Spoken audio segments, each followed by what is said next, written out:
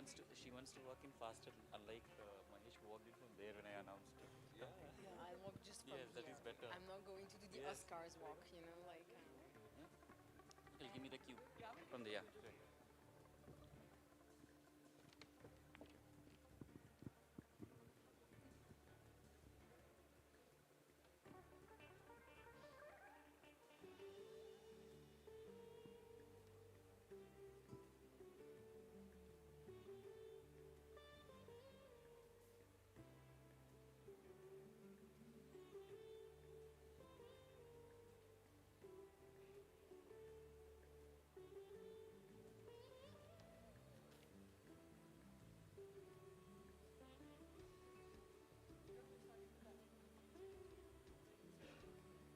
No, no.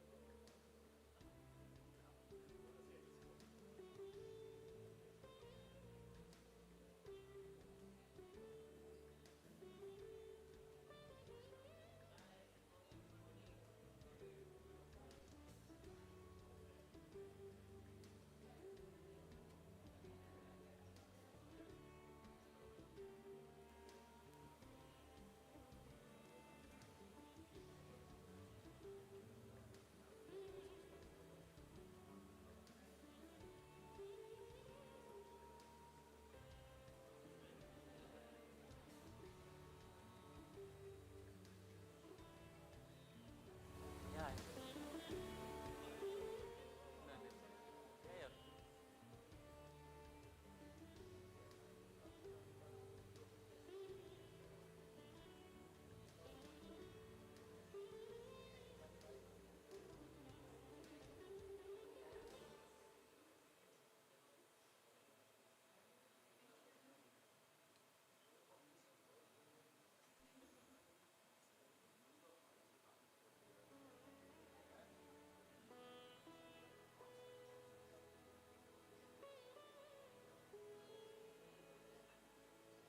Welcome to ICDRI 2023, and a very good morning to all delegates present here and to those who have joined us online.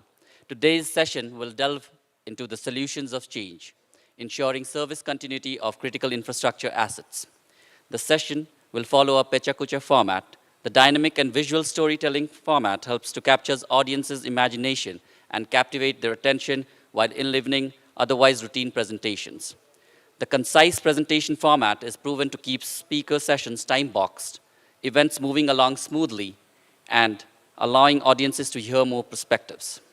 This session will be moderated by Ms. Agathe Nugare. She is an international technical expert in infrastructure climate change adaptation with CDRI in New Delhi on secondment from the French government. She supports the international expansion of CDRI secretariat activities, especially through the IRIS program. She has over 15 years of international experience with the UN, international NGOs, and the private sector. Over to you, Ms. Agathe.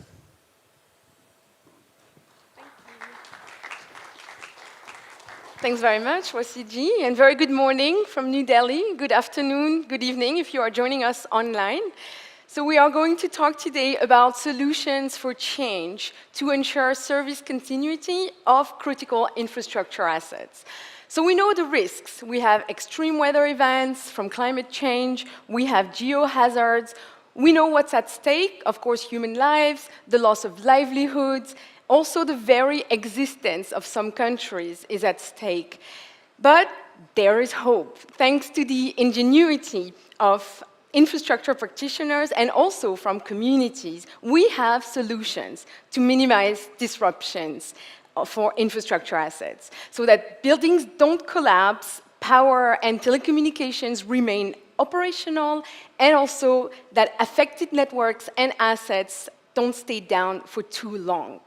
So today, we have 9 speakers. We have some who are joining online, Thanks very much for being with us. Depending on your time zone, that might be very late or very early, thanks to you. And we have also some speakers here in the room from New Delhi. So they are coming from the United States, from France, India, Sri Lanka, Haiti, and Japan. A real world-class lineup for you this morning. So they work in government services, in the private sector, and also academia. They are all infrastructure practitioners who are going to tell us about 3 various steps in the infrastructure life cycle. First up, we're going to talk about infrastructure planning. How do we plan infrastructure with various tools so that it is resilient, especially applying climate modeling and various remote sensing tools. So we will have Thomas Wall, Nicolas Ziv, Aditya Ranade, and Jabin Matthew talking to us about this. Then we will talk about infrastructure asset design solutions with 3 speakers, Dulip Tilekeratne, Elisa Hotchkiss, and Vasant Matsagar. And then we'll move into post-disaster approaches and tools with Jerry Chandler and Kohei Matsuda. So without further ado, let's begin with our first speaker, who is joining online. This is Thomas Wall, Dr. Thomas Wall, speaking from the United States of America. It's very late at night. So thanks for joining us, Thomas. Can we have Thomas's video, please? Excellent. So Thomas is the program lead for engineering and applied resilience at Argonne National Laboratory. He focuses on uses of climate data and dialogue with communities and decision makers to elaborate infrastructure resilience strategies. So are you okay to begin now, Tom? Yeah, thanks for having me. I'm fantastic. Jack Buckington, and ready to go. To you, thank you.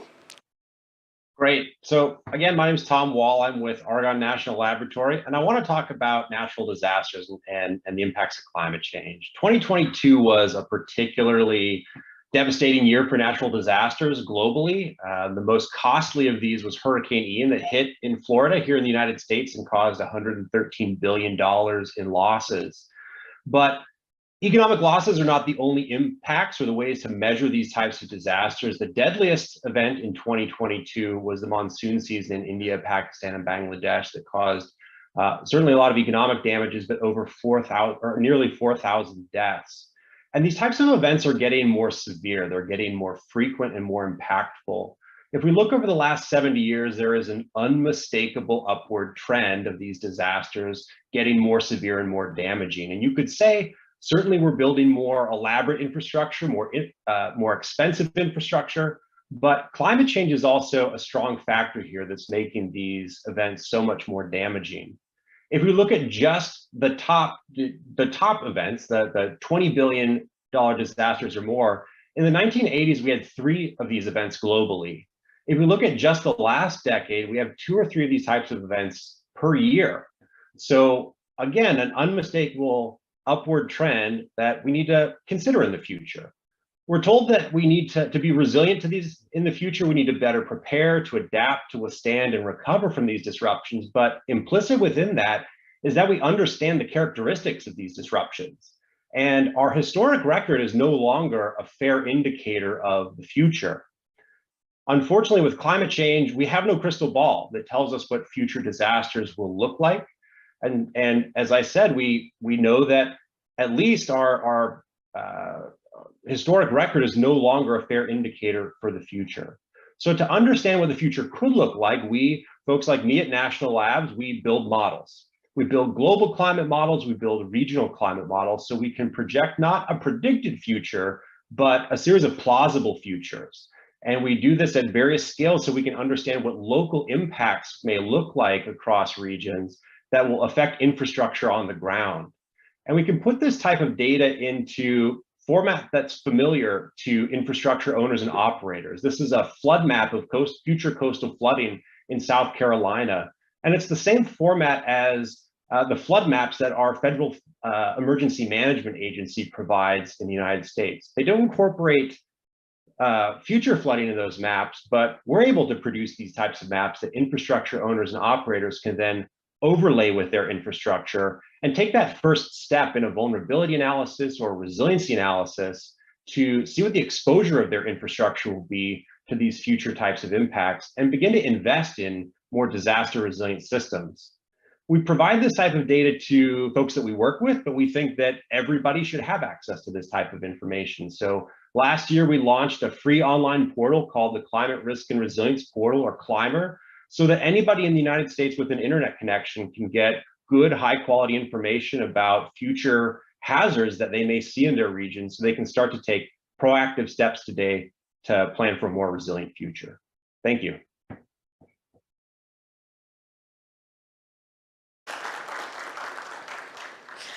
Thanks very much, Thomas. That was, I think, a kind of dream to see all this data lined up.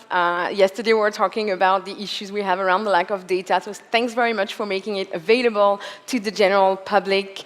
And of course, when we see all of this data, the question that burns our lips is, what's next? Like, when you are showing this data to infrastructure decision makers, like asset managers and all, what happens? Do you have any examples of actions that resulted from you showing this data to infrastructure practitioners?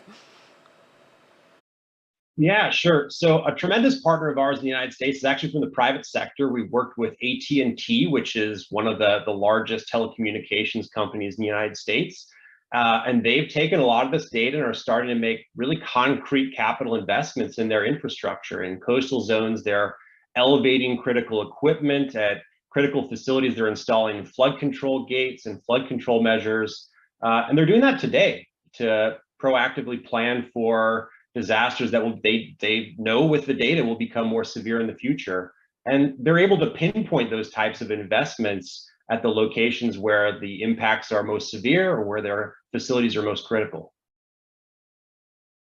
Excellent. Well, thanks. Glad that it's really changing decisions out there. Thanks very much. So, and also thanks for being brave and being the first one up. I really appreciate it. Now we are going to our next speaker, Dr. Nicolas Ziv, who is speaking from France. He is the COO of Resilience. It's a design office that is specialized in disaster resilience and climate change adaptation. Resilience is also the co-chair of the Adaptation Working Group of the Global Alliance for Buildings and Construction. He will introduce us tools to prioritize resilient infrastructure investments, especially in small states and small islands. Over to you, Nicolas. Thank you, Agathe. So today I will present you first our company Resilience in few seconds, and as well the 10 principles for effective action, and then one of the solutions we are developing through our climate platform. So Resilience is basically a company specialized in climate adaptation, and we do like a lot of analysis and platforms related to how actually climate can impact infrastructures and how we can improve their resilience. So we have basically 4 key activities: consulting, modeling, project coordination, and Earth observation. And the objective of all that is obviously to improve climate resilience of infrastructures. We based our capacity on 2 key pillars. One is on climate data, with key partnerships in the European, UN, and French spatial agencies, and with Sixth Sense, a company specialized in the knowledge and design of infrastructures.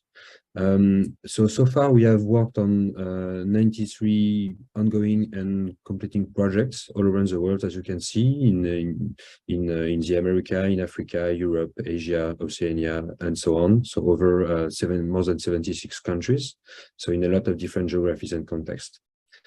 So the platform and the solution I will present you is based on the 10 principles for effective action from the Global ABC. So Resilience is actually the co-chair of the Climate Adaptation Committee of the Global ABC. And we developed with the Global ABC and the UN the 10 principles for effective actions.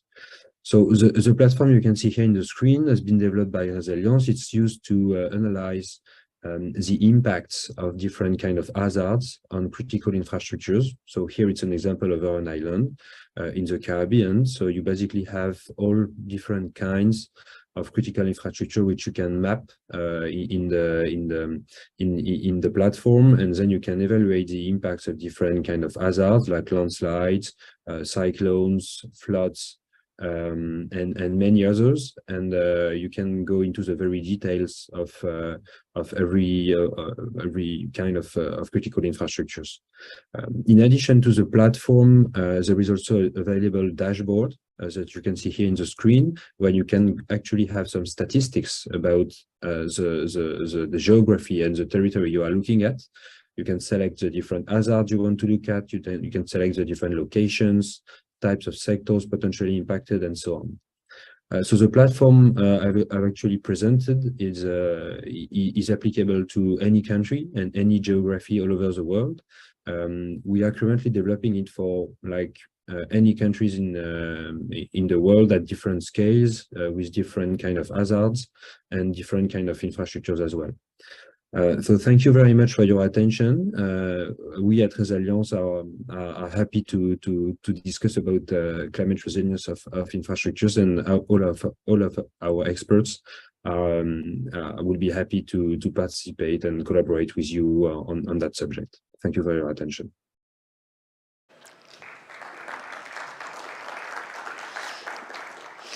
Thank you very much, Nicolas. Much appreciated, knowing that it's about 4 a.m. in your time zone. So we really appreciate your participation. So you passed, of course, very quickly because this is the format, but I was very interested in the spider chart that you put up, because it shows like socioeconomic impacts and as well as SDG impacts and all of projects. So of course, we could think that showing the impact of proposed resilience projects should be enough to convince decision makers, but you mentioned that you were also working on the cost of inaction. Can you tell us more about this? Yeah, thank you again for the question. Indeed. So what I didn't have necessarily the time to show is that in the platform you can actually have information about like what could be the cost of inaction if you don't improve the resilience of your infrastructures or your assets over the territory. And thanks to that, you can also compare it with the cost of the improving the resilience according to different solutions of the infrastructure and the asset, and you can actually compare and see what are the benefits. So not only in terms of economic benefits, by the way, it is one of the feature, but you can also see, as you mentioned, what are the impacts on SDGs, on some climate resilient objective of the geography, if there are, like in the examples I mentioned, there was like more than 20 climate resilience objectives, and also like to evaluate the co-benefits if you have, like, for example, nature-based solutions implemented and so on. Thank you very much, Nicolas, for presenting this very interesting tool in prioritizing infrastructure investments. Thank you. So next one up, we are lucky we have a participant in the room. So I will call Aditya Ranade, who is the, oh no, sorry, this is an online speaker, sorry. So Aditya Ranade is the managing partner of 2 Degrees Adapt, a US-based consultancy, which specializes in infrastructure adaptation strategies. So he will take us through the full planning process of nature-based solutions to mitigate flooding in the Mississippi River Basin. Very excited to hear about this. Welcome, Aditya. Thank you so much. So I'm representing 2 Degrees Adapt. Our mission is to make climate resilience actionable, and we did this work for a group of 124 cities and towns along the main stem of the Mississippi River. Mississippi River is really important for United States, and I would submit indeed globally. About 92% of United States agricultural output is actually exported through the Mississippi River, and that amounts to about $180 billion. So we partnered with several research and financial sponsors most notably U.S. Army Corps of Engineers that's in charge of flood control in United States, and food and agricultural companies like Cargill, and engineering companies such as Black & Veatch. So we asked ourselves a very simple question. The so-called 1 in 100 year or 1% flood, they're becoming more and more common, and they're getting more and more intense. So how will they look like in a future climate at 35 specific locations along the river that represent the diversity of these communities from Minnesota to Louisiana? And what we found is we took 16 IPCC models, we downscaled them to those 35 locations, and we changed the stream flow conditions in the U.S. Army Corps of Engineers model to predict, where exactly these floods are going to get larger, and what does that mean in terms of probability of overtopping these levees or embankments. And you can see that at several of these locations, particularly south of the Missouri confluence, the probability of overtopping is more than 90%, getting close to 100%. So that's really high in several of these locations. So the next question that we asked ourselves, okay, we know that the probability of overtopping is high. We know exactly how much amount of water we're talking about. We know the range because we did those 16 models, but we generally know the mean or the direction in which this is going. What kinds of solutions can help either absorb or redirect this water? So we analyzed several different solutions. I'm going to show you one of them, wetland restoration, but we also analyzed others like regenerative agriculture, levee setback, creating spillways. Specifically for wetland restoration, we found that you need a minimum size of 10,000 acres or more in order to cut the peak of a 1% flood. Now, peak is 6 to 8 hours. It's the most damaging time of a flood. But if you have that kind of area, you can really make a significant impact. So once we knew which levees were at risk, we partnered with an organization called Ducks Unlimited that worked on actually identifying square footage on the ground, working with farmers, working with cities. And they, as the map shows, found several projects close to the levees that we identified as at risk. And they involved restoring wetlands, restoring the old oxbow of the river. So we are trying to make climate adaptation a reality by going from models to risk analysis to actually identifying projects on the ground. So thank you very much for this opportunity, and I look forward to answering any questions.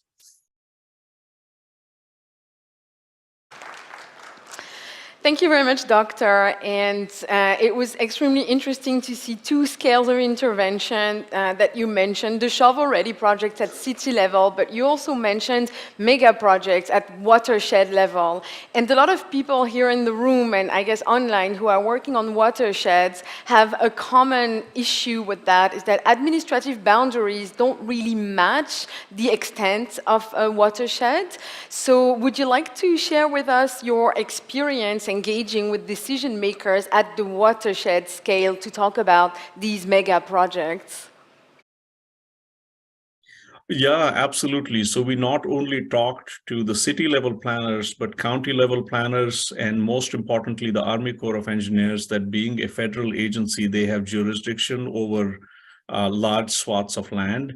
And we are trying to take advantage of the recently passed bipartisan infrastructure law to get some of these projects funded that actually can bring these county and federal and state level and city level officials together on one set of resilience metrics. All right, thanks, and congratulations on this success. Really looking forward to seeing more nature-based solutions being implemented on the ground. Thank you, Doctor. Our next speaker is in the room this time. And so I'm going to introduce Jubin Jacob Matthew, who is the Director of Commercial Excellence and Policy at SEEDS. It's an India-based nonprofit focusing on disaster readiness and response. He will introduce SEEDS' work with satellite imagery to perform hyperlocal risk assessments. Welcome. Thank you. Hi, once again, I am Juban Jacob Matthew, and as Agath introduced me, I represent Seeds. So I'm going to be sharing a little bit about a solution for change that we have developed over the last 3 years in critical infrastructure. When we talk about risks, both climate and geological, they tend to change dramatically across valleys in the mountains to even local pockets, right? Yet, when we get our risk assessments, they are extremely standardized, and the warnings are not at a hyperlocal level, but at a broad scale. Impacts, however, are hyperlocal and vary based on multiple factors. Some buildings fall, some don't, despite similar warnings. This can be determined by the intensity of the hazard and various vulnerability factors such as soil, slope, structures, and human activity, etc. Averages hide real risks, both in terms of hazards, for example, averaged out weather forecasts, and also spatial risks. In such scenarios, the ones who are at most at risk often tend to get left out. What we are looking at here on the screen is a satellite imagery of the kinds that you would see on your cell phones. It shows us multiple variables that can feed into risk assessments and help us understand the vulnerable hotspots and communities within a city. It holds proxy data, and on each building, power pylon, bridge, rail segment of a railway line, etc. In addition, there's a huge and ever-growing body of crowdsourced, labeled, and visual data that tells us a lot about a location and its risks. Of course, this needs to be used with various checks and balances, and we have the systems to do the same. In other words, human-assisted AI. So the volume of data that we are now talking about is huge and can only be handled with AI technologies. So at Seeds, we run a program called Sunny Lives, which is an AI model developed with the support of Microsoft, aiming at building-level risk assessment. We are currently extending it to uses that include various infrastructure elements as well. The success of such approaches often lies in the accuracy of rule sets we provide our AI models with, right? So rule sets have to be based on ground observations across disasters. The model learns with every cycle, and the accuracy continues to improve with ground truthing. Our ground truthing includes spot verification and even sensors for elements like heat management and heat wave management. Those in charge of infrastructure maintenance and performance will benefit immensely from such hyperlocal risk assessments that are hazard specific. This urban risk dashboard gives a resolution of 30 meters, and we have the technical capability of delivering this at much finer resolution as well. Now, in conclusion, this risk assessment and disaster warnings are of no use unless it translates into preemptive action on ground. This makes the task of converting all such outputs into actionable advice. Such advice needs to be packaged in ways that are useful for policy decision makers, managers, as well as end users, including community members. Since weather forecasts and other risks change dramatically across valleys and pockets elsewhere, like I mentioned, we aim at demystifying what this means to each infrastructure unit, especially with our capability to give hyperlocal risk assessments, warnings, and actionable advice in real time. Thank you. Thanks very much, Jubin. And of course, you mentioned all this data. It's like a treasure trove for us infrastructure practitioners. So how can we use it? How can we leverage it? Why is this a game changer for us? Thank you. Thank you so much for the question. So if you look at it this way, post any disaster, there's a significant quantum of post-disaster relief that goes into it, and it takes time. The idea is to improve the early warning and early action to a level that we build resilience in order to reduce losses, right? Now, let me try to give you an example of two scenarios, one with heat wave. One of the images that I showed here, which was satellite imagery with the building risk scores that we developed through the software, was mentioned. So on the top left, there was a dense segment, which was an urban slum in East Delhi. And on the bottom half, you would have seen a high-income locality. Now, when the model was run, both of them happened to fall into the same, which is the highest risk score for heat management. Now, what is going to happen is when the heat wave actually hits, the indoor heat in a tin-roofed household in a slum is going to be extremely unmanageable and, of course, will lead to health hazards. What is also going to happen in the the high-income locality is that the usage of air conditioning and other equipments are going to rise, and that is going to impact the power systems, the power grid. So if this kind of critical information can be given in advance to urban local bodies, the government departments, power outages can be managed better and the power grid can be stabilized. So that's one. The second is, you would have heard about last week there was a forest fire in Udupi in Karnataka, which happened because of sparks from a power transformer, right? So using AI and technology, what we can be doing in the coming days is literally trace out all the power lines that cut through, or power transmitters that cut through such prone regions, and take necessary action towards this. So our goal is to, if I had to say that if there has to be a landslide in Jammu or an avalanche in Sikkim or a cyclone in Orissa, what we can do is, the idea is to run the simulation in advance, be prepared, and our endeavor is to identify such risks and then be able to reduce losses to life as well as damage to critical infrastructure. Thank you so much. We're looking forward to having you tell us where to go in priority. Yeah. We count on you. Thank you. We are displaying our work that I just spoke about in the experiential zone.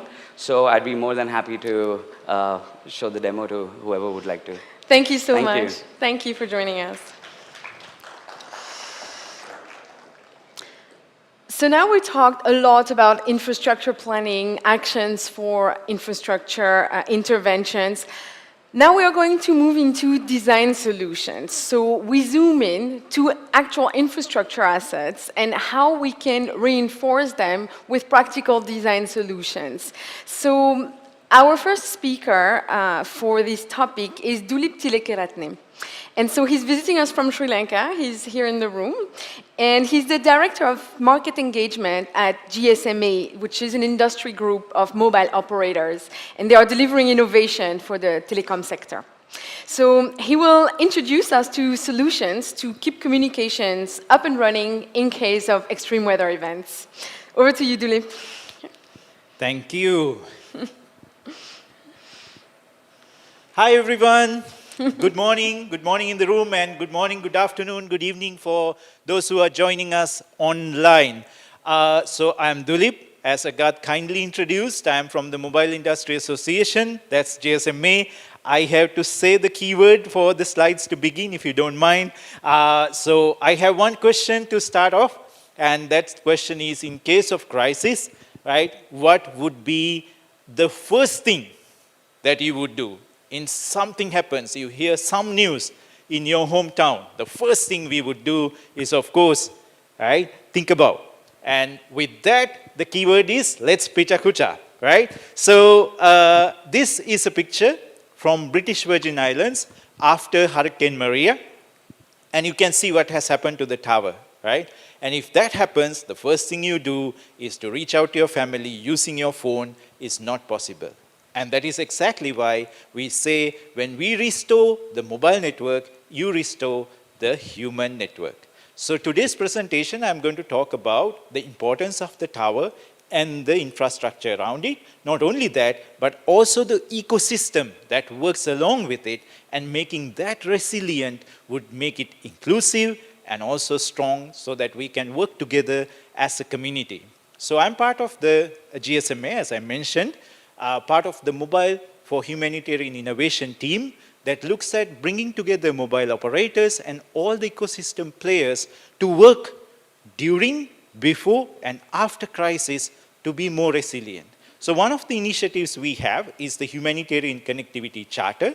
You can see a photo in Philippines where we gathered as a team to work on how industry can be better coordinated and also how we could look at learning from each other so that we strengthen partnerships.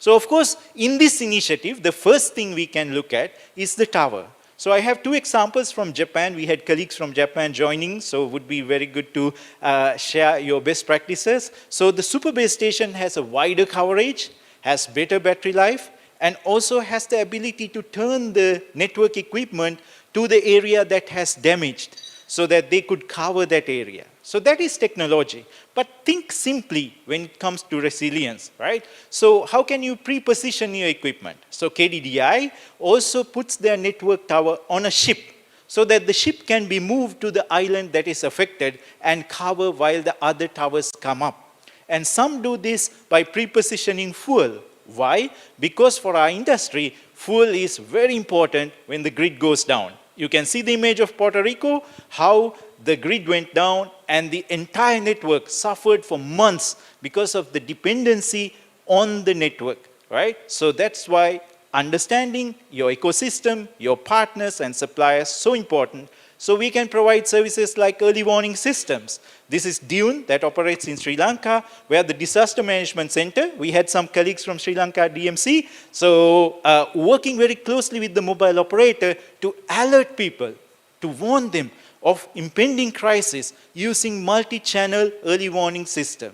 And it is not only the customers we are thinking of, but also the humanitarian connectivity. So think of humanitarian partners, your UN organizations coming with aid. If they have connectivity, if they are well coordinated, and they have that support, there'll be better, more effective impact.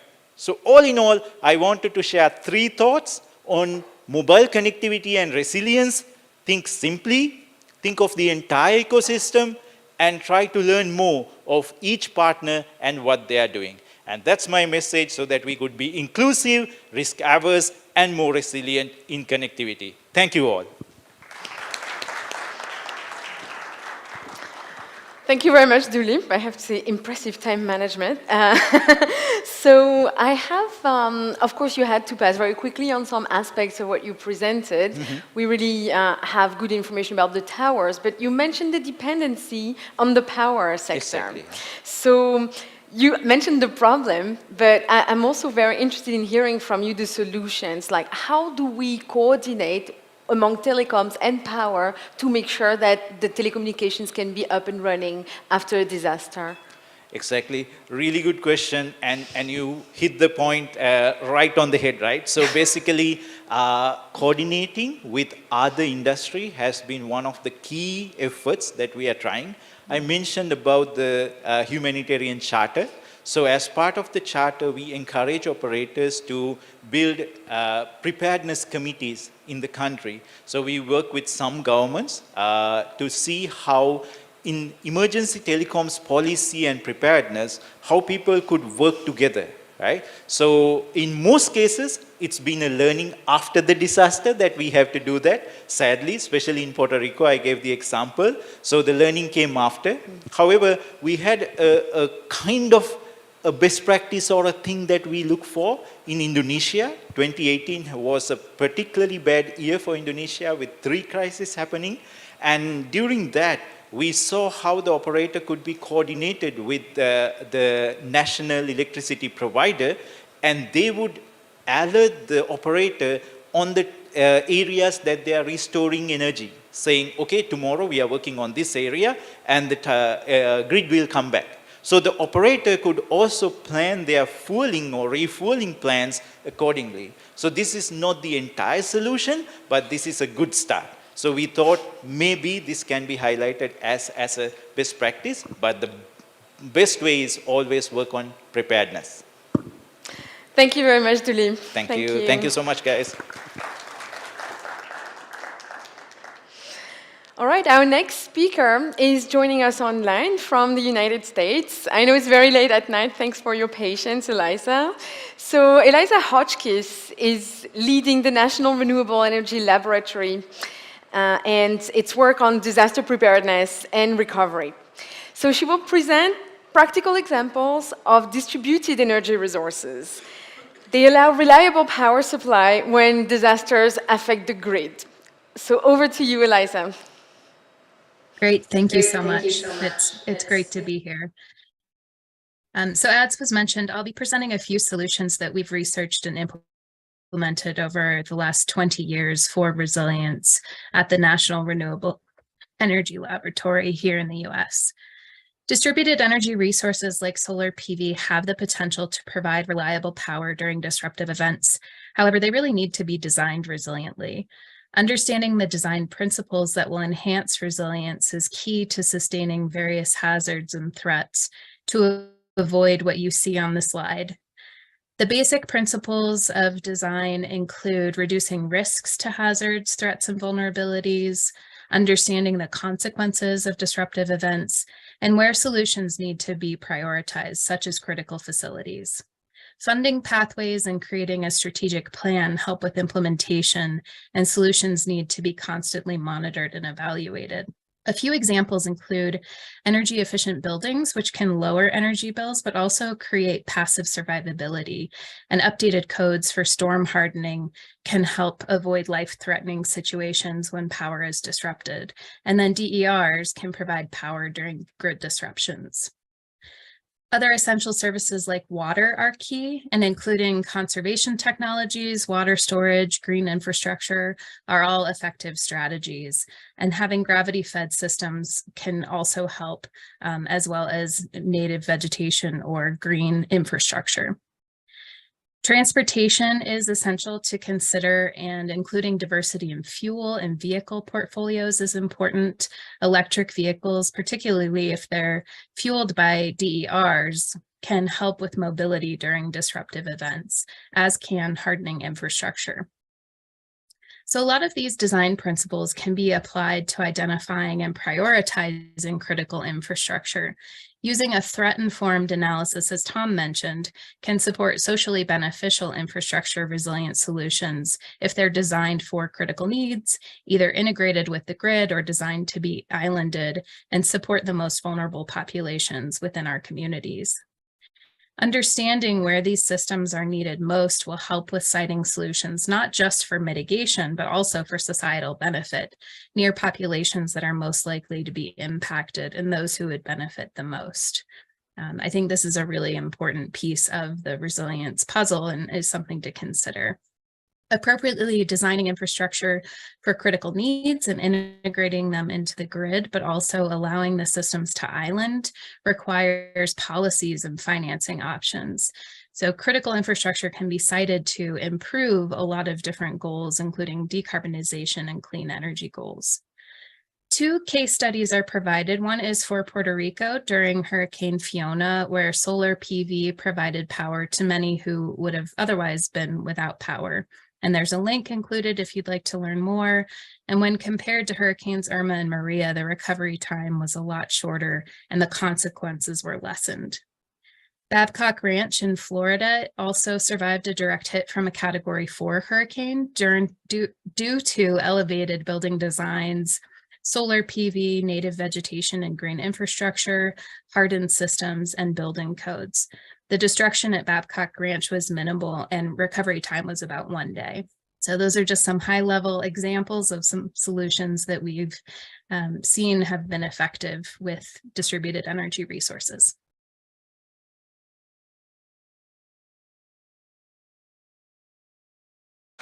Thank you very much, Eliza. And I think this is very interesting to see how these distributed energy resources can not only be more resilient, but also prevent more,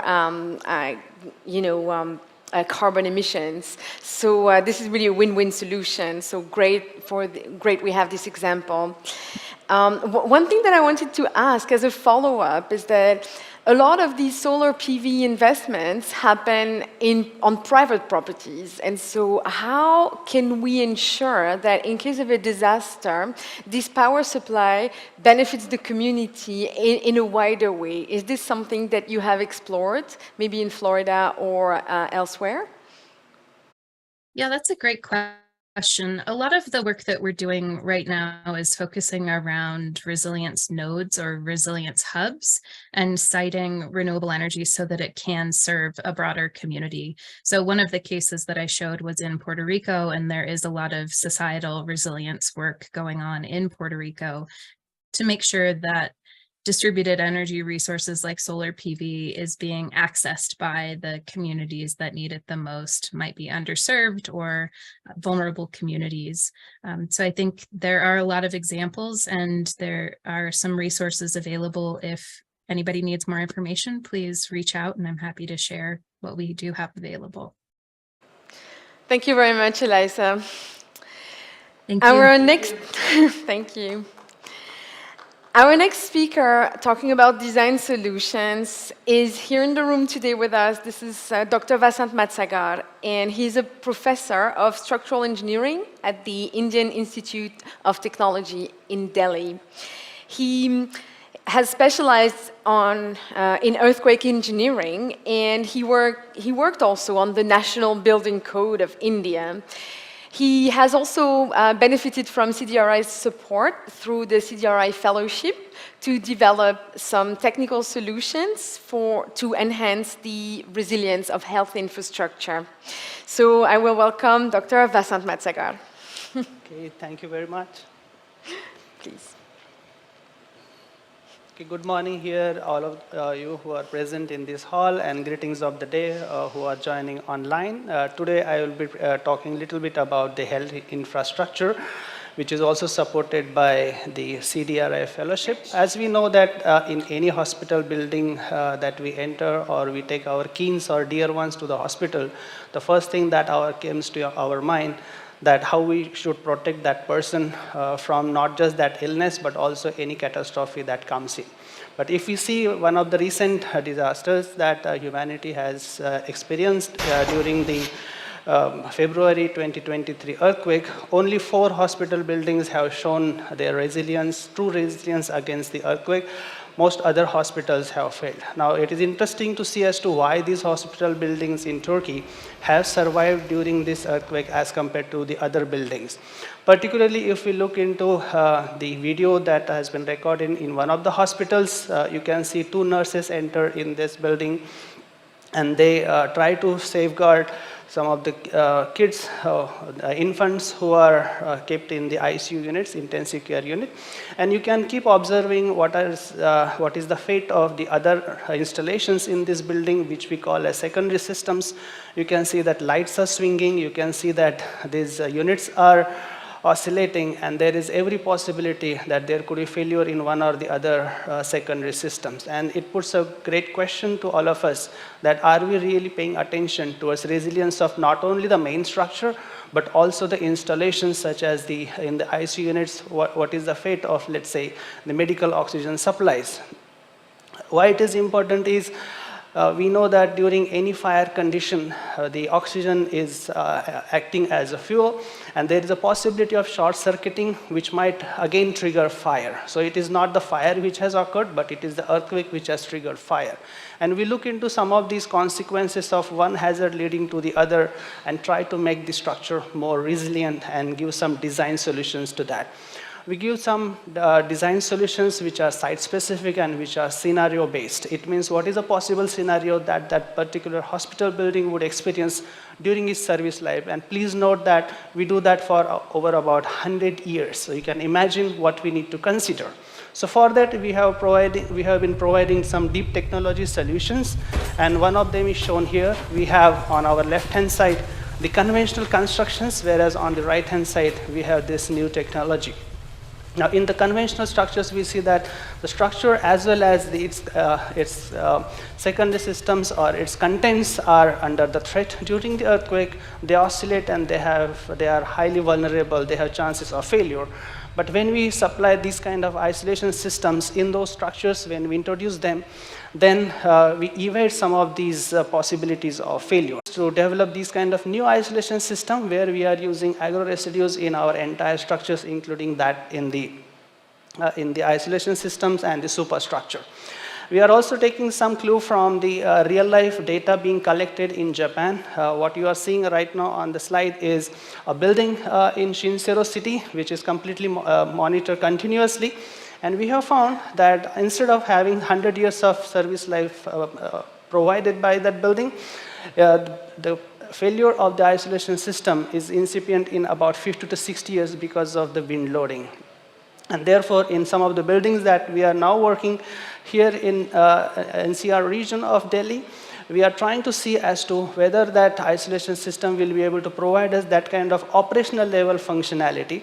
And we are keen to both the new buildings as well as existing hospital buildings as to what kind of operational level seismic functionality that they would be able to provide us.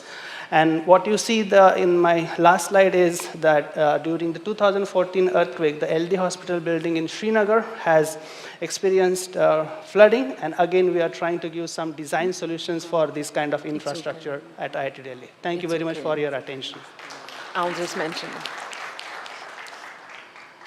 Thank you very much, Dr. Matsagar. And I have to say you're the first person who mentioned adapting existing buildings. So if you don't mind, because we have, of course, a lot of buildings going on, sitting around, which are not for the moment, earthquake resistant or resilient to any other kind of damage.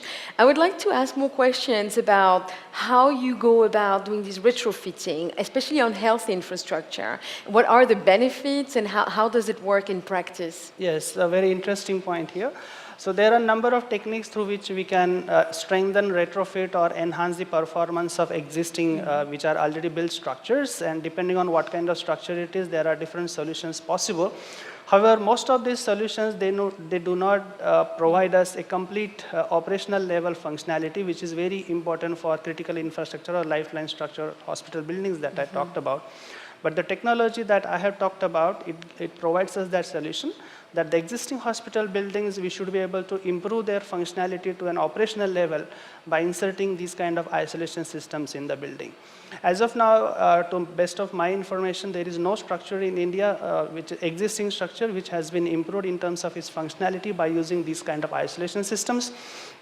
But in West Coast of America, in California region, there are some buildings which have been retrofitted by using this technology that I'm talking about. And yes, it does offer a very wise solutions in terms of improving health infrastructure.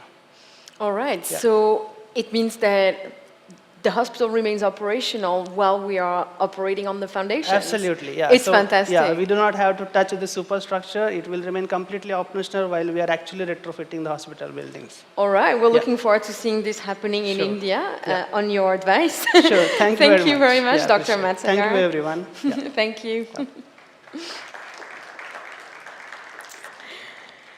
So now that we've talked about asset design solutions for both new construction and retrofitting, we are going to talk about what happens in case of disaster.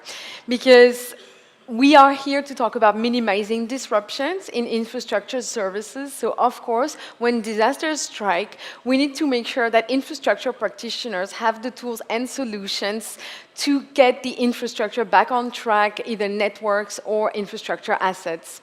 So to talk about this topic, I will call first Dr. Jerry Chandler, who is visiting us from Haiti. He is the Director General of Haiti's Civil Protection Department. He's been since 2017. And so, of course, he has seen it all in terms of complex disasters. And he has developed, along with his team, some very practical post-disaster assessment tools, which can be deployed quickly in remote locations at a reasonable cost. So welcome, Dr. Jerry Chandler. Thank you very much, Agathe. Thank you. Good morning to everyone. Good evening and good night to those attending online. As Agathe said, I am the director of the National Disaster Management Office in Haiti, and I'm going to talk to you about an experience, a very interesting experience we had in handling the earthquake of August 14, 2021, which was a 7.2 earthquake. This earthquake happened, unfortunately, in a very particular context where the president was assassinated. We were just coming out of the COVID crisis. We were into the hurricane season, and the earthquake happened. And then 2 days after, we had a tropical storm, raging at the same area where the earthquake happened. And we had a very heavy toll, over 2,000 fatalities, over 86,000 buildings that were affected, okay, and over 700,000 people affected directly by this incident. But we could have this damage assessment thanks to those tools that we have been working with. So just to show you the damage on infrastructure, health infrastructure, as my predecessor was talking about, infrastructure to bridges, damage to bridges, schools, and even roads. So it was very complex and very complicated to address. So we needed to move fast so we could restore, do the first response, so bring the basic necessities to the population, food, health, get the health structures back operational, sheltering, and water, and so forth and so on. And then from there, we started working immediately on the next phase, which would be to relocate the people and to actually get things back to be operational. So what we did is we preemptively had satellite imagery of the entire island, of the entire territory, most of it being LiDAR, so it lets us identify, have a clear mapping, a clear detailed mapping of areas that are densely populated and that are prone to disasters. So immediately after the event, we requested the Observatory of Charter of Disasters to do a fresh imagery, which we superposed to the pre-existing imagery that we had,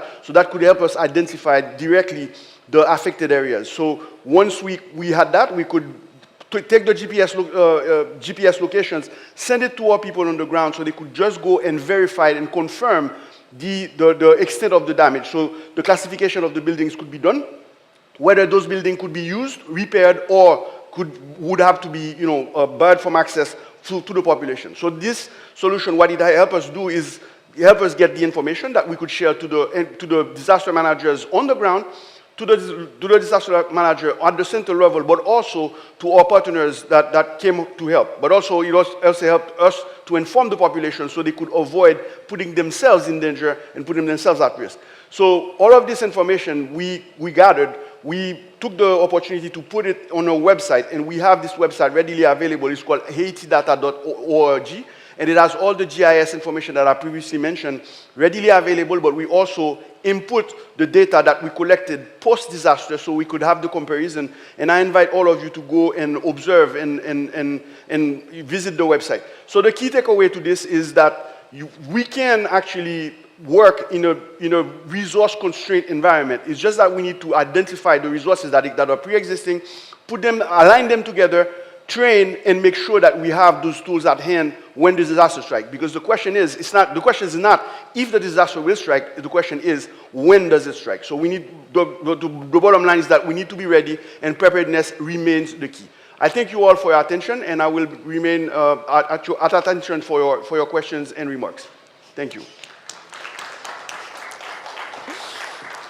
Thank you so much, Dr. Chander. It's been very fast for the wealth of experience that you have. So I think everyone in the room wants to know more, like from the forefront of disaster management in Haiti, right. What kind of other tools and techniques that you are currently employing that might be replicable elsewhere? Absolutely, and as you could see, we use GIS data. We use, I would say, really sophisticated technology, but we also use basic stuff, such as right now we recently have deployed an application, a crowdsourcing application to the population, which has received a very good feedback, and the people are using it more and more, which lets us know what's going on, and they can use it in emergency situations. We are currently also deploying an early warning application that is going to help us do the early warnings towards the population, especially those that are in the coastal areas in regards to tsunami. Okay, so those are the things that exist and that we can actually harness and use for not much of a lot of cost. So the idea is, like I said, is to identify those technologies, make sure you harness them, you have people that understand them, train on them, and then deploy them so it can be readily available when disaster strikes.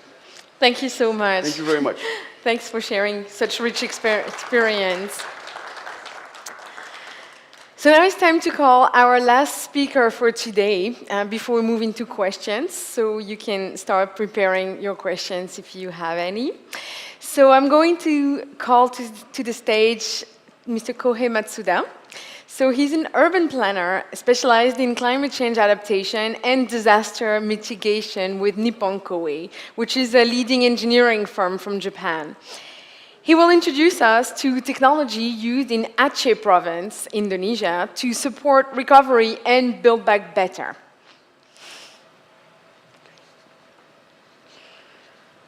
Welcome. Thank you. Welcome, and over to you. Yes, thank you. Well, somehow my introduction slide is not working, but first of all, my name is Kohei Masa again from the company Nippon Koei.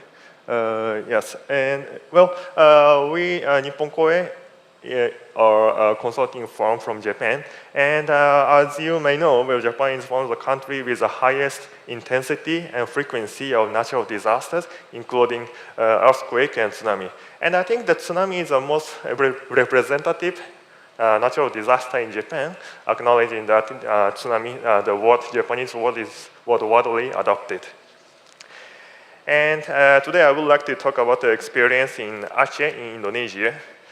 In Indonesia, in December 2004, a magnitude 9.1 earthquake off the coast of Sumatra triggered a tsunami in Aceh, Indonesia. And it killed more than 230,000 people in Aceh province, also destroying buildings and infrastructure. So in response, Japanese government dispatched rescue and medical team, and also at the same time, a survey team to provide rehabilitation and reconstruction assistance. Under such an emergency situation, we provided support for urban plan for reconstruction and held coordination meetings to integrate actions of donors because the actions had been fragmented individually. And most of the assistances were focused on food, clothing, and shelter. However, what we learned through this experience is that there was a lack of support to prevent infectious diseases and post-traumatic stress disorder, known as PTSD. So we made a recommendation, and Japanese government constructed a sewage treatment plan to improve the sanitary situation. And when we support recovery, we aim to build back better. And we understand that the most important thing is the economic recovery, because people do not gather a job. The job gathers people. To build back better, of course, we need more resilient infrastructure, and we can do that. However, also it is important, the coordination and communication with local people. Let's say, for example, in the case of Japan, sometimes a 15-meter dike is needed to prevent the same scale disaster higher than this room, right? But it cannot coexist with economic and daily activity of the marine activity.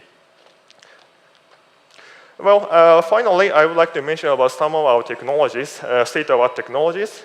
For prompt recovery, rapid assessment of damages is required.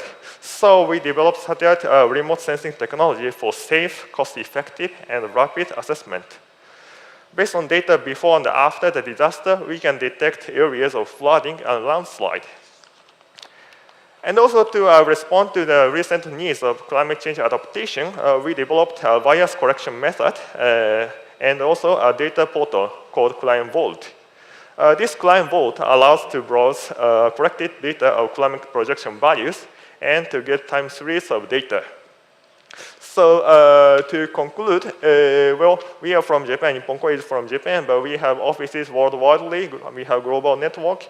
Of course, we have office in India, Also, we have office in Panama to cover the Caribbean region as well. So yeah, to conclude, I would like to say that in case of emergency, we will be there for you. Thank you.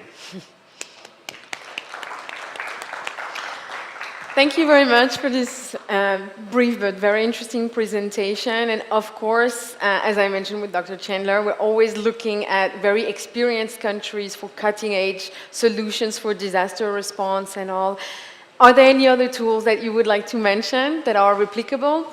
Well, I think the most well-known disaster in Japan is the earthquake and tsunami in 2011 in the east part of Japan.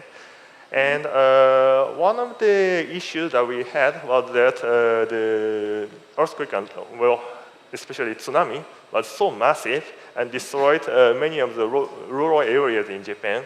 And as I mentioned, the coordination work with the local people is so important. And local government shall take that position. However, the local government was also damaged. And because it was in rural area, they didn't have so much experience and capacity to do the coordination of the whole infrastructure, including housing development and other infrastructure. So what we utilize is to prevent a system so that private company can take a role or complement the role of the local governments to do the planning work.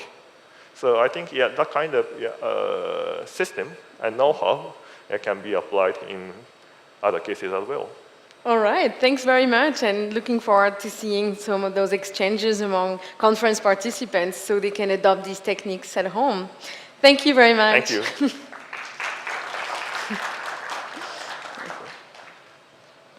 So we have come to the end of the presentation time, and we will move into questions. So while we are thinking about some questions for our panelists, I will give you a few words of conclusions. So all along the infrastructure lifecycle, we have seen solutions for the resilience of infrastructure.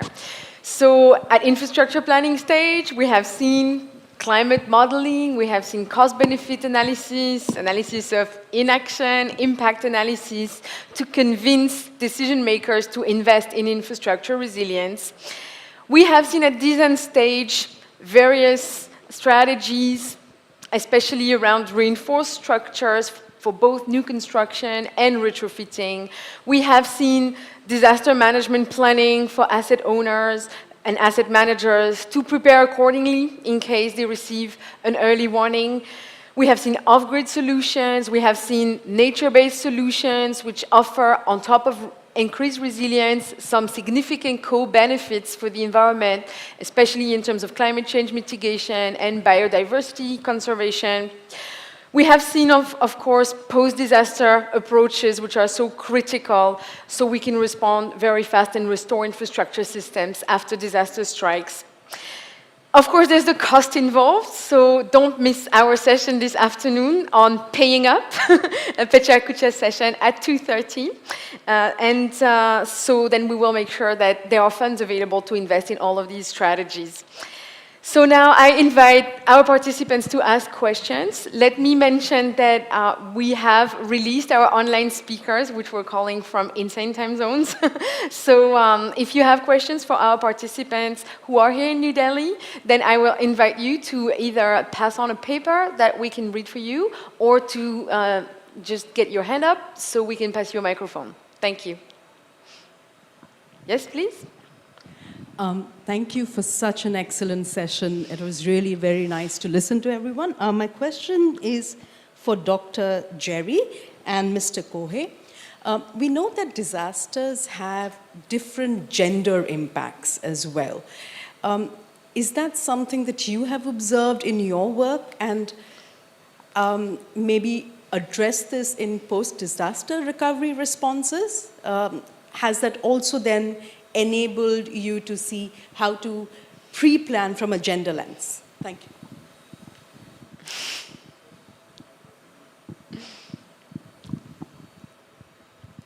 Thank you. Dr. Jerry Chandler?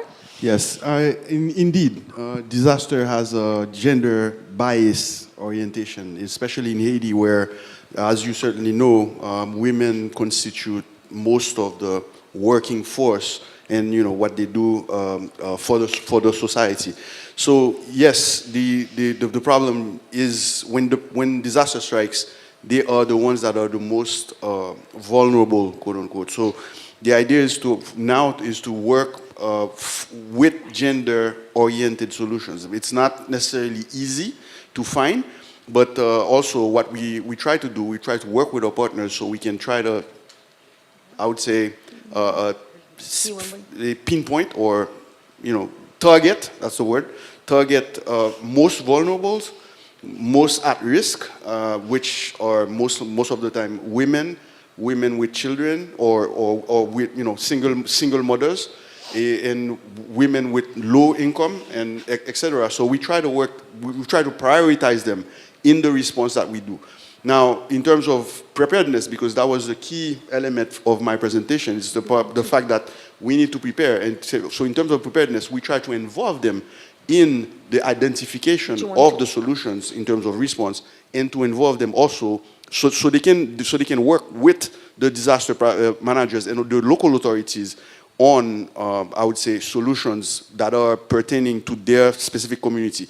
I cannot pinpoint one specific solution because the solutions are, I would say, culturally or regionally dependent. It depends on the area, it depends on what they do, it depends on the groups. But yes, we make sure we involve them, and especially we do have a very active participation of the Ministry of Women Affairs in Haiti that is very involved in the disaster risk management right now. So yes, we do that. We take that very much into account more and more because, as you know, it is it's certainly a problem. Yes. Thank you very much. We have an additional remark from Kohei Matsuda. Thank you. Okay, thank you for your question.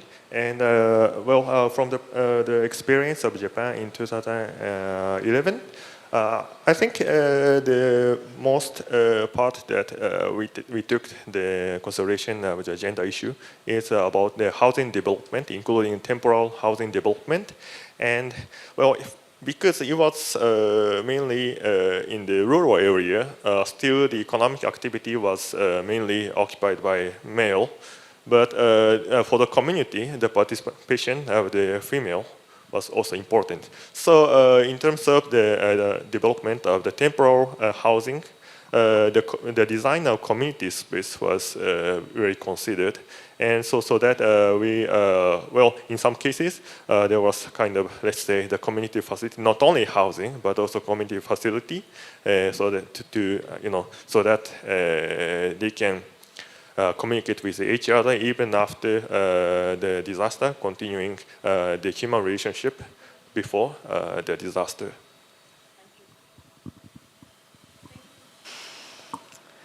Thank you very much for your answers, Dr. Jerry Chandler and Kohei Matsuda, and thanks for a very important question.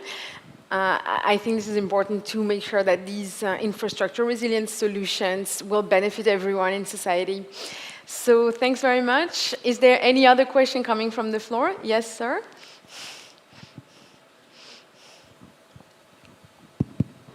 My question is for Doctor from IIT Delhi. Interesting presentation, sir. Just wanted to ask, because keeping a hospital functional means the critical equipment have to remain functional, which means your electricity, your water supply all have to remain functional. So your thoughts on keeping power functional in hospitals? Yeah, thank you for your comments and interesting question. I was not able to show all these details as to how we protect the secondary systems and installations during the disasters such as that due to earthquake. But as you have asked now, when we isolate the structural system from the vibrating ground, we make sure that those effects are not transmitted to the superstructure, and thereby we protect the, for example, the piping systems which run across the structure. For example, we protect the equipment because the acceleration levels are tremendously reduced in these kind of base isolated hospital buildings. So you name any services that the structure is using, be it electrical system, water supply, the medical oxygen supplies that I have talked about, or any sanitation services that we typically require in the building, and in particular some high frequency sensitive equipment. In one of my slides, I have shown the CT scanner, for example. All they should remain functional. Even the medical oxygen plant that is typically used, it should remain functional and it should be in working condition, should be able to continuously supply medical oxygen. So typically this base isolation technology provides that solution that all the non-structural components are safeguarded in terms of their continuous operation, be it displacement sensitive or be it acceleration sensitive. Both kinds of equipment are protected if we use base isolation system. I hope that answers your question. Yeah. Thank you so much. Thanks very much, Dr. Matsaga, for these additional remarks. We have another question. Thank you, sir. Again, I have the question regarding the building retrofitting. I wanted to know whether it is very cost-effective solution or whether you are intending towards only the important buildings to be covered under this. That is question number one. And question number two, I would like to ask you, you mentioned about using the natural ingredients for making such solution. So whether are you considering the other type of hazards like waterlogging, flooding, or urban flooding, or anything? Yeah, so thanks for the question. The first one is cost effectiveness. We have carried out this study as to even for the new buildings as well as existing building, how cost effective these solutions are. First, I will talk about the new buildings. For new buildings, we have seen that depending on which location we are designing that building for and what kind of isolation system we are using, even if in Indian case they are imported, what kind of additional cost that we need to incur. And we have found that typically it hovers around 5% to maximum 10% of the cost as compared to the conventional building. Now, even if I say there is additional cost incurred of about 5% to 10%, it is, if you see the benefit part of it, that the building now you are ensuring that it remains fully functional after any disaster, which is not so easily possible by using the conventional technologies. If I have to ensure that from the conventional technologies it is remaining operational, then obviously their costs will be much higher than the technology that I have shown. Now, if I come to the existing structures, retrofitting them or strengthening them or changing their performance from immediate occupancy to operational level, again, the isolation system, they provide that kind of cost-effective solution. The second part is when we try to reduce down the carbon footprint, we try to reduce down the emission of the greenhouses from the construction sector, which is one of the largest contributor to the carbon, unfortunately, because we are using enormous amount of cement in concrete and as well as steel. So we are trying to find some solutions as to how to either completely eliminate or at least reduce down the use of some of these carbon heavy materials. So there are two projects which currently we are working on, funded by two governments. One is to reduce down the carbon intensive cement from the concrete in the superstructure of the building, so that its overall carbon footprint is much lesser and we are more adaptable to the climate change issues. The second one is the use of steel reinforcement in the structure, be it the isolation system that I have presented or be it in the reinforced concrete structures that we are very much familiar with. We use extensive amount of steel. Now, can we reduce down that carbon footprint of steel used in constructions by using some alternative material? So we have completed one project funded by US government and Indian government where we tried to replace this steel reinforcement by using some of the reinforcements made out of the natural agro residues, the natural fibers. And we have got some success. But obviously one can imagine, as you have rightly pointed out, if I have the reinforcement in the form of natural fibers, it will be prone to fire. When there is elevated temperature, it will easily give away as compared to the steel reinforcement. Again, we are finding new solutions as to how to protect them and increase their resiliency against fire. And in one of the pictures that I have shown in LD Hospital, Srinagar, during 2014 flooding, the flood level has risen almost up to first floor. And now we are building a new building there, which is base isolated using this technology. And we are ensuring that even because of the flooding, there will be continuous functionality of the hospital buildings, and that isolation system will keep on functioning the way it has been designed for. So we are taking into account the multi-hazards which are affecting the design of the structural system. I hope I answered both your questions. Sure, thank you. Thank you very much, Dr. Matsagar. Everyone wants to know more about your solutions. I hope you are staying around for lunch so that you can make a lot of new friends in the conference. Are there any other questions coming from the floor? Oh, wow. Okay, let's start from this side. Sir? Thank you very much. My question is to Mr. Matsuda and Mr. Tilakiratne. You had briefly mentioned about the 2011 triple disaster in Japan, and I happened to be there in Tsukuba at that point of time. And what struck me is the complete collapse of communication networks and that sense of bewilderment about not knowing what's happening where for many hours. And perhaps the only thing that worked at that point of time was very unusually the WhisperNet that worked on Kindle devices, which used a very small part of the spectrum, and through that information you could have an idea about what was happening. Now my question is, with the networks that you talked about and your experience before, has there been a change? I mean, has there been, if something like that hits any part of the world, is there a system in place to keep the communication live? Thank you.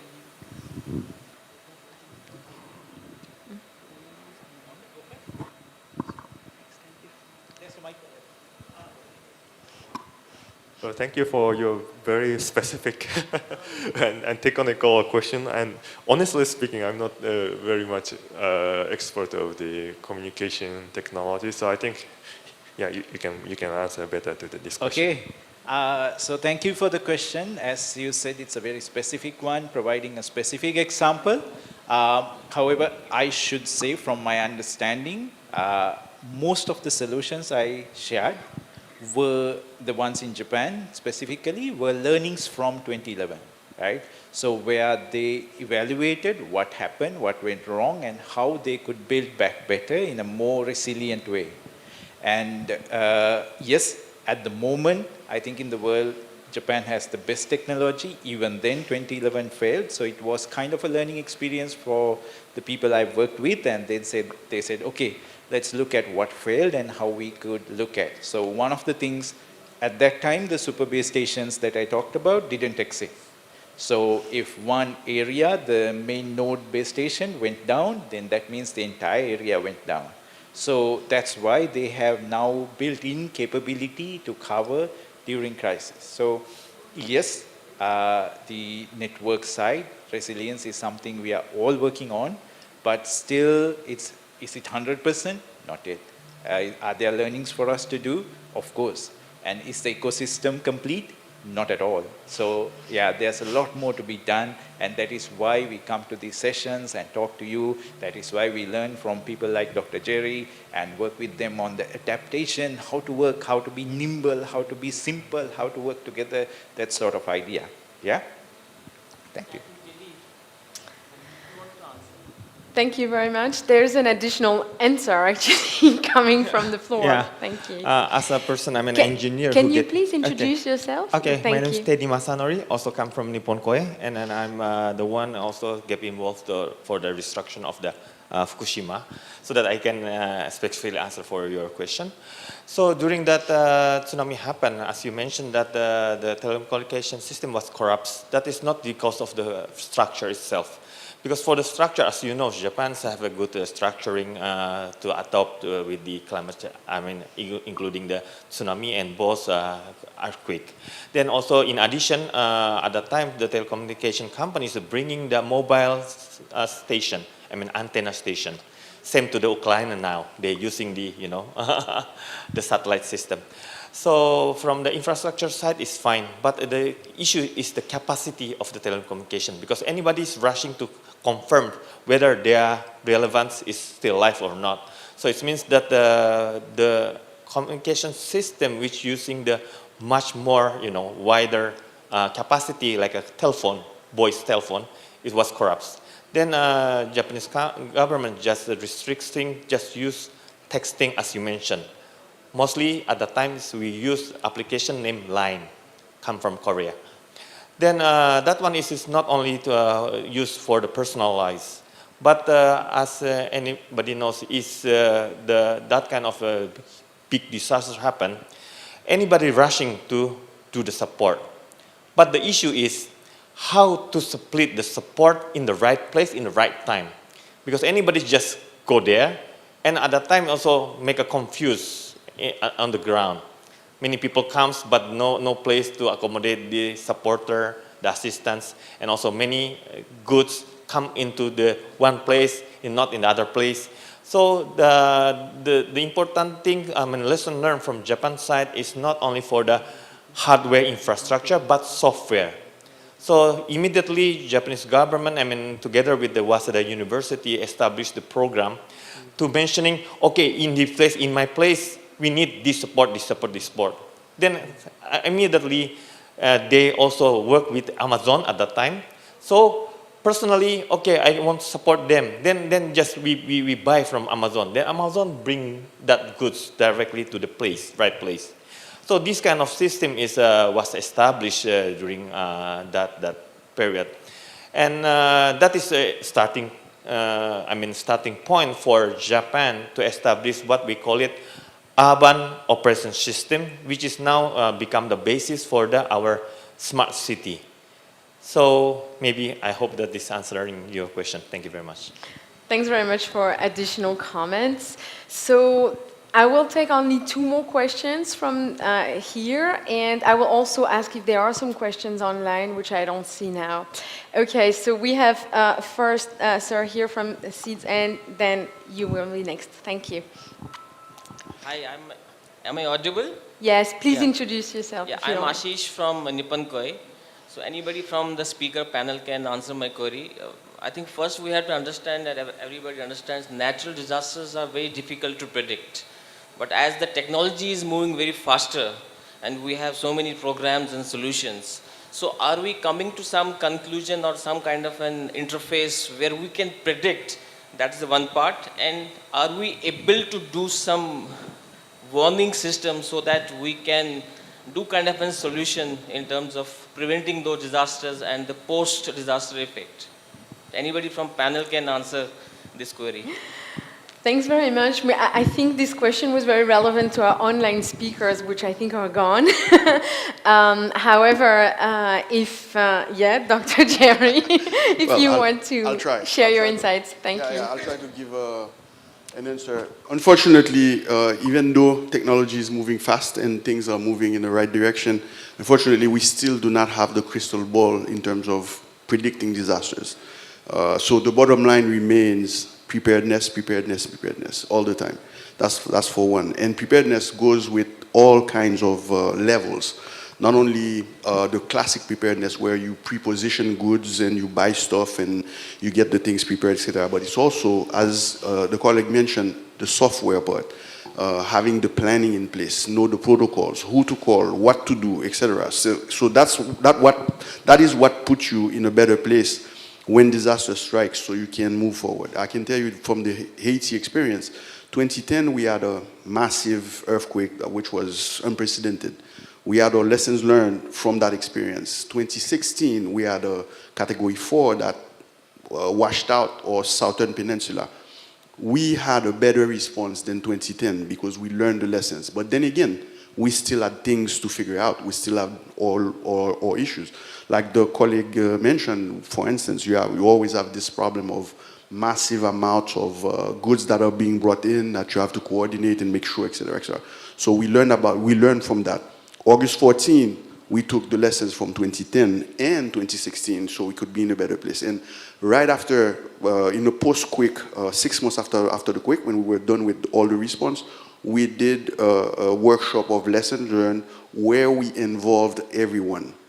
Ourselves, disaster managers, communities, partners, local authorities, so that we could have a frank dialogue making sure that everyone would be talking. I mean, when I say frank, it was not critics. It was just talking about what went well, what didn't go so well, and how we can correct it so that next time we can be in a better position to have better responses and better solutions to this type of situation. But that's the thing. As much as we progress, as much as there are new issues. It's like a matrix. Every solution comes with three problems. So you have to be flexible and creative all the time so you can move forward in the disaster management. So that's my take on and my experience.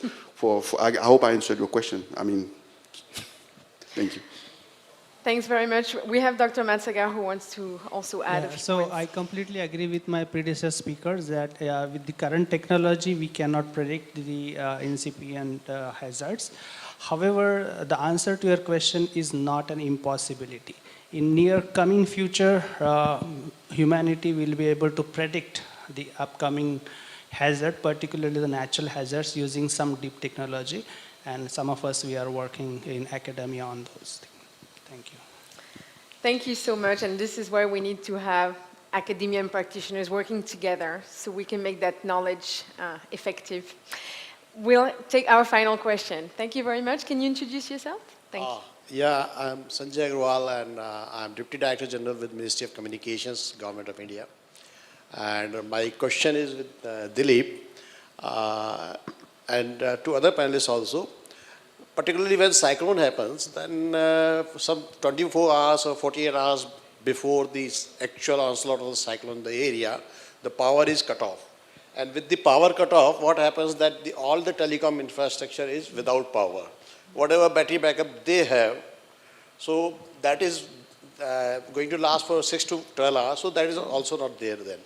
And actually when there is an onslaught, so we don't have any power, and power comes after 3 or 4 or 8 days, or as we saw after 13 days. So the telco infrastructure may not be damaged many times, that has been our experience, but during disasters, particularly like cyclone, the power cutoff causes the main the problem. So what are the telco solutions for that? If you have worked something on that area. And the other thing is that the PPDR solution, are you implementing somewhere in Sri Lanka or other areas? That is Public Protection and Disaster Relief Network.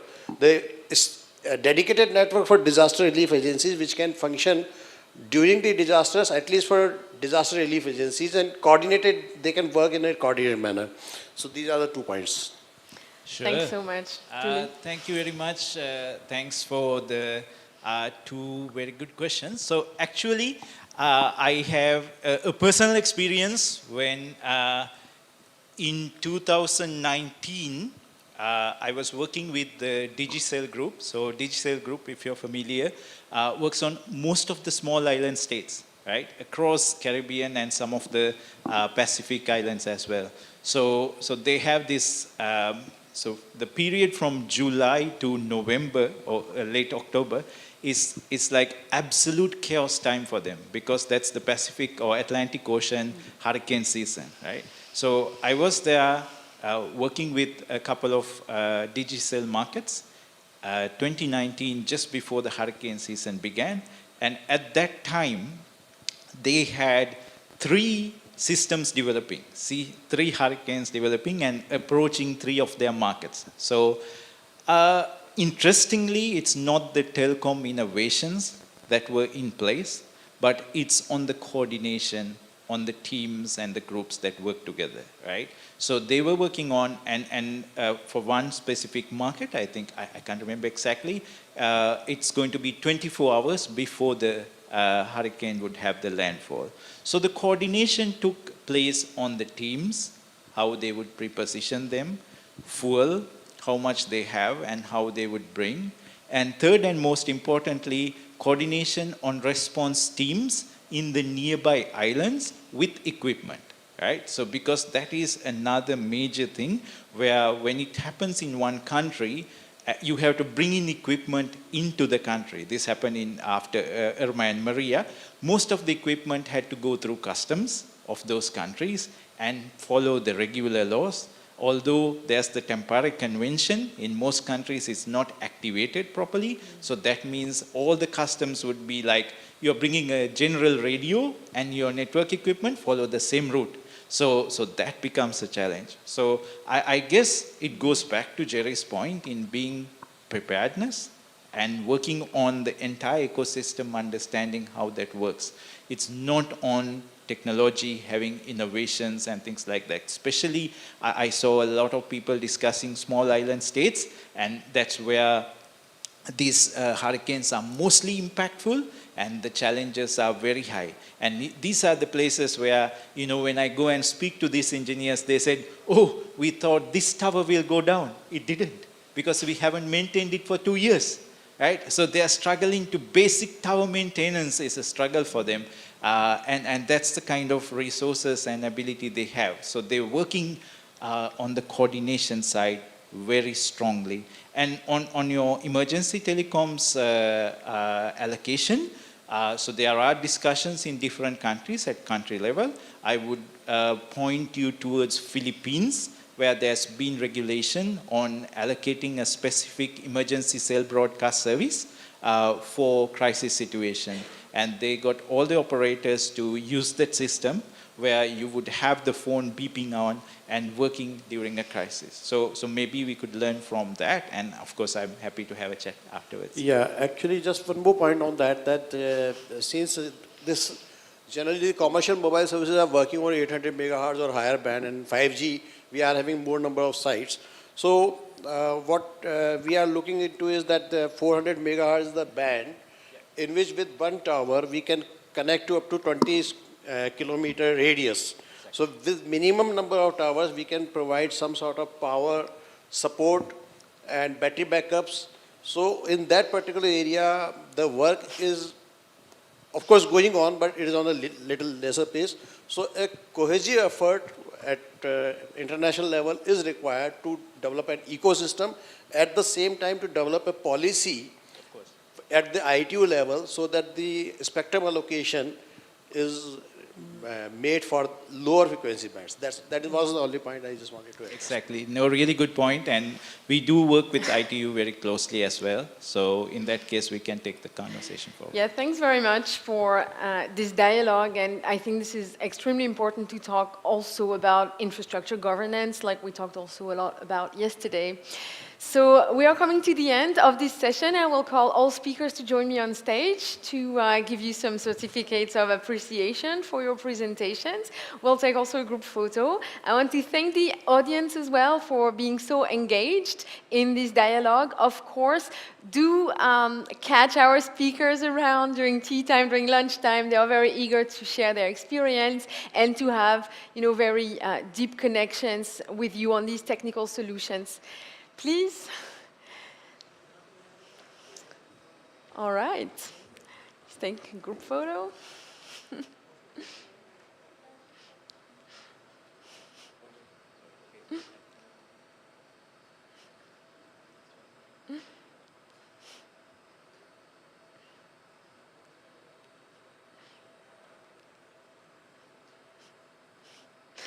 Thank you. Yeah, let me provide you with certificates. Thank you. Thanks for your participation. Dulip Tilekakne.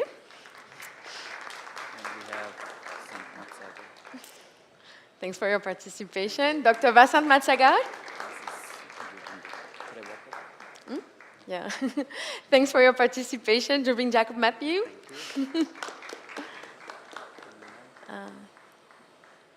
Thank you so much.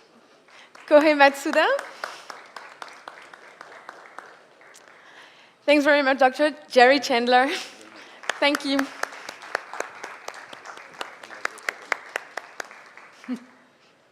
Thank you.